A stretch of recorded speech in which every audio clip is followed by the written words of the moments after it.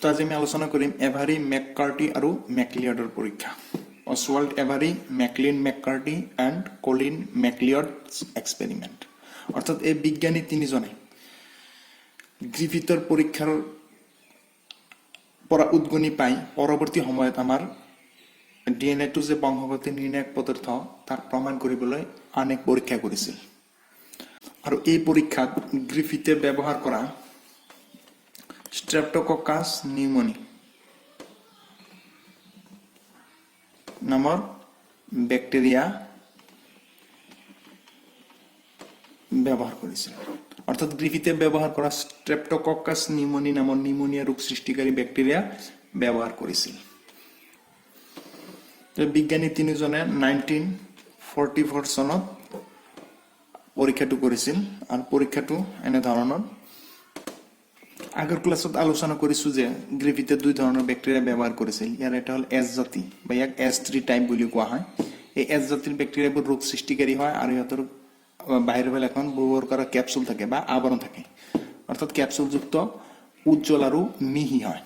কেপচুলযুক্ত উজ্জ্বল আৰু মিহি, কাৰণ ব্যৱহাৰ কৰা আৱৰণ থকা বাবে ইয়াৰ উপৰিভাগটো আমাৰ উজ্জ্বল আৰু মিহি হয়, স্মুথ হয়। ঠিক তেনেকৈ আৰ জাতিৰ ব্যাকটেৰিয়া আছে। আৰ জাতিৰ ব্যাকটেৰিয়াবিলাকক R2 টাইপ ব্যাকটেৰিয়া বুলি কোৱা হয়। এইবোৰ হ'ল কেপচুলবিহীন আৰু খটা, অৰ্থাৎ ইহঁতৰ চাৰিপিনে কোনো ধৰণৰ আৱৰণ নাথাকে বা কেপচুল নাথাকে আৰু এইবিলাক স্মুথ নহয়, এইবিলাক ৰাফ হয়, অৰ্থাৎ খটা বা ৰাফ। গতিকে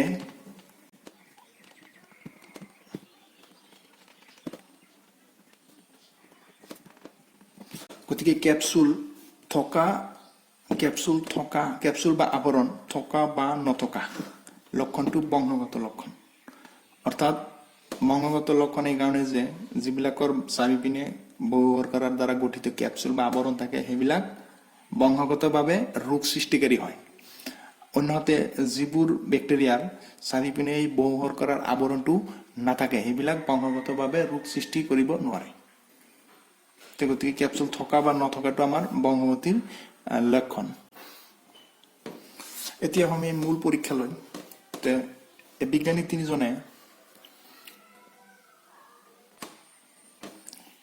বিজ্ঞানী তিনিজনে দুটা স্তৰত পৰীক্ষা কৰিছিল, স্তৰ 1 আৰু স্তৰ 2। প্ৰথম স্তৰ আৰু দ্বিতীয় স্তৰ। প্ৰথমতে কি কৰিছিল বিজ্ঞানী তিনিজনে এছ জাতিৰ ব্যাকটেৰিয়াৰ পৰা, অৰ্থাৎ ৰোগ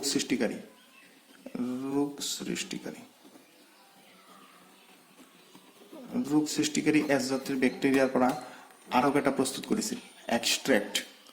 আৰক মানে এই ব্যাকটেৰিয়াবিলাকৰ জীৱিত কোষ বা কোষৰ কোনো অংশ নাইকিয়া কৰি লৈছিল। অৰ্থাৎ যিটো এক্সট্ৰেক্ট বা যিটো আৰক প্ৰস্তুত কৰিছিল তাত এই ব্যাকটেৰিয়াৰ কোষ বা কোষৰ যিবিলাক আমাৰ উপাদানসমূহ থাকে বা কোষাংগসমূহ থাকে সেইবিলাক কি কৰিছিল আমাৰ নোহোৱা কৰি লৈছিল। মানে যেনে কোষাৱৰণ থাকে নাইবা কোষ প্ৰৰক থাকে, এই সকলোবিলাক বস্তু এই আৰকত নাই। অৰ্থাৎ এছ জাতিৰ ব্যাকটেৰিয়াৰ পৰা কোষাৱৰণ, কোষ প্ৰৰক ইত্যাদি যিবিলাক কোষৰ অংশ থাকে সেইবিলাক কি কৰিছিল আমাৰ নাইকিয়া কৰি লৈছিল। কোষ গঠনকাৰী উপাদানবিলাক আমাৰ নাইকিয়া কৰি লৈছিল। নাইকিয়া কৰি লোৱাৰ পিছত তাক কি কৰিছিল আৰ জাতিৰ ব্যাকটেৰিয়াৰ লগত কৰ্ষণ কৰিছিল, অৰ্থাৎ বংশবৃদ্ধি হ'বলৈ দিছিল। এছ জাতিৰ ব্যাকটেৰিয়া এইবিলাক ৰোগ সৃষ্টিকাৰী, এইবিলাকক কি কৰিছিল এইবিলাকৰ পৰা এটা আৰক প্ৰস্তুত কৰিছিল, এক্সট্ৰেক্ট। তাত জীৱিত কোষ বা কোষৰ কোনো অংশ এইবিলাক নাইকিয়া কৰি লৈছিল আৰু এইবিলাকক আৰ জাতিৰ ব্যাকটেৰিয়াৰ লগত আমাৰ মিক্স কৰি এইবিলাকক কৰ্ষণ কৰা হ'ল বা বংশ বিস্তাৰ হ'বলৈ দিয়া হ'ল। কৰ্ষণ মানে বংশ বিস্তাৰ। এইটো হৈছে আমাৰ বায়'লজিৰ ষ্টেণ্ডাৰ্ড টাৰ্ম হয়। ষ্টেণ্ডাৰ্ড টাৰ্ম এইটো বংশ বিস্তাৰ বা কালচাৰ কৰিছিল। ইয়াৰ ফলাফলটো কি দেখা পাইছিল? কেপচুলযুক্ত আৰু কেপচুলবিহীন দুই প্ৰকাৰৰ ব্যাকটেৰিয়াৰ জন্ম হয়। ইয়াতে কি দিছিল আমাৰ R2 ব্যাকটেৰিয়াক এছ জাতিৰ ব্যাকটেৰিয়াৰ পৰা সৃষ্টি কৰা এই কৰ্ষণৰ লগত মিক্স কৰি বংশ বিস্তাৰ কৰিছিল। ফলস্বৰূপে কেপচুলযুক্ত অৰ্থাৎ বেমাৰ সৃষ্টিকাৰী আৰু বেমাৰ সৃষ্টি কৰিব নোৱাৰা দুই প্ৰকাৰৰ ব্যাকটেৰিয়াৰ জন্ম হৈছে।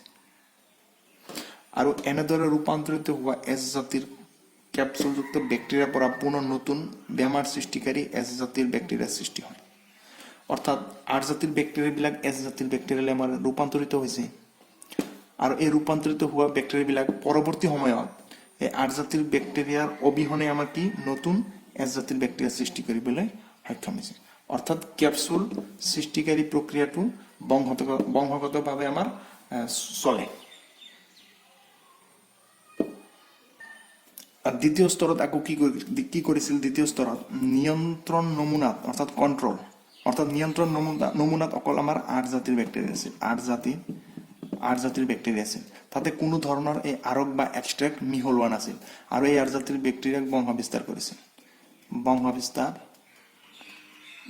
কৰিছিল আৰু তাৰপৰ কি হৈছিল 8 জাতিৰ ব্যাকটেৰিয়া সৃষ্টি হৈছিল অৰ্থাৎ ইয়াতে কোনো ধৰণৰ পৰিৱৰ্তনটো দেখা নগল কিন্তু ইয়াতে কি পৰিৱৰ্তন দেখা গৈছিল ইয়াতে আমাৰ 8 জাতিৰ ব্যাকটেৰিয়া কিছুমান এছ জাতিৰ ব্যাকটেৰিয়ালৈ ৰূপান্তৰিত হৈছিল যে 8 জাতিৰ ব্যাকটেৰিয়া এছ জাতিৰ ব্যাকটেৰিয়ালৈ ৰূপান্তৰিত হৈছিল আৰু ফলস্বৰূপে বেমাৰ সৃষ্টিকাৰী হৈছিল অৰ্থাৎ ইয়াৰ চাৰিপিনে এখন বহু আকাৰৰ ক্যাপসুল বা আৱৰণৰ সৃষ্টি হৈছিল যাৰ ফলত ই বেমাৰ সৃষ্টিকাৰী গুণ লাভ কৰিছিল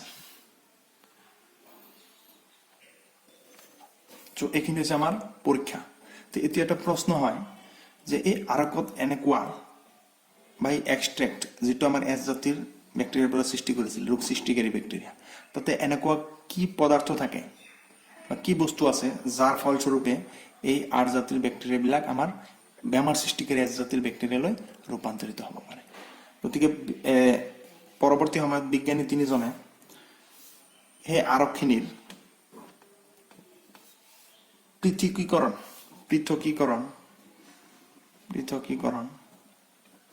ক্ৰমেটোগ্ৰাফি বুলি কোৱা হয় ক্ৰমেটোগ্ৰাফি পৃথকীকৰণ বা বিশেষ ধৰণৰ ক্ৰমেটোগ্ৰাফি প্ৰক্ৰিয়া ব্যৱহাৰ কৰি এই আৰকত থকা দ্ৰব্যবিলাক পৃথক কৰিছিল আৰু তাতে আমাৰ ডিএনএ উপস্থিতি পাইছিল অৰ্থাৎ এই ডিএনএ বিলাক হৈছে আমাৰ ৰোগ সৃষ্টি কৰিব নোৱাৰা 8 জাতিৰ ব্যাকটেৰিয়াক এই ডিএনএ বিলাকে এছ জাতিৰ ব্যাকটেৰিয়ালৈ ৰূপান্তৰিত কৰে অৰ্থাৎ এছ জাতিৰ ব্যাকটেৰিয়াৰ যেটো ক্যাপসুলৰ আৱৰণ আছে হেতু ডিএনএৰ বাবে হয় আৰু এই ডিএনএ যেতিয়া 8 জাতিৰ ব্যাকটেৰিয়াৰ দেহত সোমায় তেতিয়া এই ডিএনএ সেই ক্যাপসুল গঠনকাৰী গুণটো আমাৰ 8 জাতিৰ ব্যাকটেৰিয়াক প্ৰদান কৰে আৰু ফলস্বৰূপে 8 জাতিৰ ব্যাকটেৰিয়াটো ক্যাপসুল সৃষ্টি হৈ এছ জাতিৰ ব্যাকটেৰিয়ালৈ ৰূপান্তৰিত হয় আৰু বেমাৰ সৃষ্টিকাৰী হৈ পৰে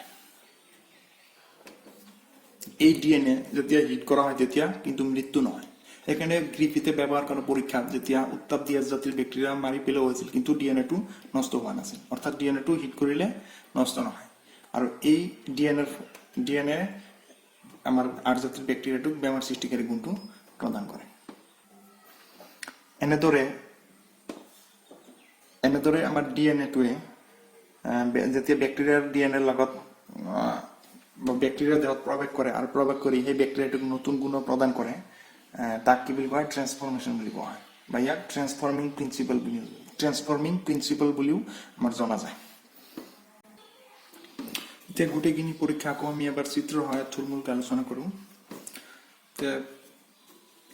বিজ্ঞানী তিনিজনে কি কৰিছিল যে প্ৰথমতে 8 জাতিৰ ব্যাকটেৰিয়া ৰোগ সৃষ্টি কৰিব নোৱাৰা এই ব্যাকটেৰিয়া বিলাক আৰু এছ জাতিৰ ব্যাকটেৰিয়াৰ পৰা আহৰণ কৰা আৰক অৰ্থাৎ এছ জাতিৰ ব্যাকটেৰিয়াৰ আমাৰ কোষৰ যিবিলাক আমাৰ উপাদান আছে এইবিলাক নোহোৱা কৰি প্ৰস্তুত কৰা আৰক একেলগে মিক্স কৰি আমাৰ কি কৰিছে দুটা বস্তু একেলগে মিহলোৱা আৰু ব্যাকটেৰিয়া বিলাকক বংশ বিস্তাৰ হ'বলৈ দিয়া এতিয়া কেইদিনমান পিছত বংশ বৃদ্ধি হোৱাৰ পিছত এই আমাৰ যেটো আমাৰ কৰ্ষণ দ্ৰব্য আছে কৰ্ষণ দ্ৰব্যটো আমাৰ কি কৰা হ'ল পৃথক করা আর তার অ্যানালাইসিস করা হয় কেমিক্যাল অ্যানালাইসিস করা হয় অ্যানালাইসিস করার পিছত দেখা পালে তাতে 8 জাতির ব্যাকটেরিয়া সৃষ্টি হয়েছে আর এছ জাতির ব্যাকটেরিয়া বা রোগ সৃষ্টিকারী ক্যাপসুলযুক্ত এছ জাতির ব্যাকটেরিয়া সৃষ্টি হয়েছে কিন্তু প্রথমত মিহলোৱাৰ সময়ত আমৰা কি কৰিছিল অকল 8 জাতিৰ ব্যাকটেৰিয়া মিহলাইছিল আৰ এটো ৰোগ সৃষ্টি কৰিব নোৱাৰে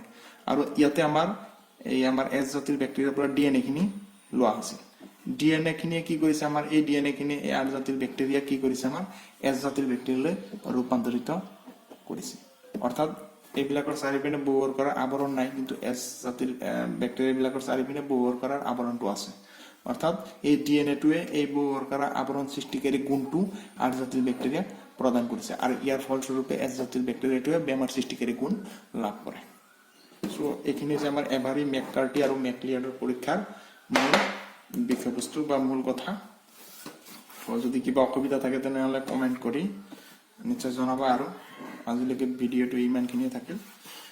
ধন্যবাদ সকলোকে।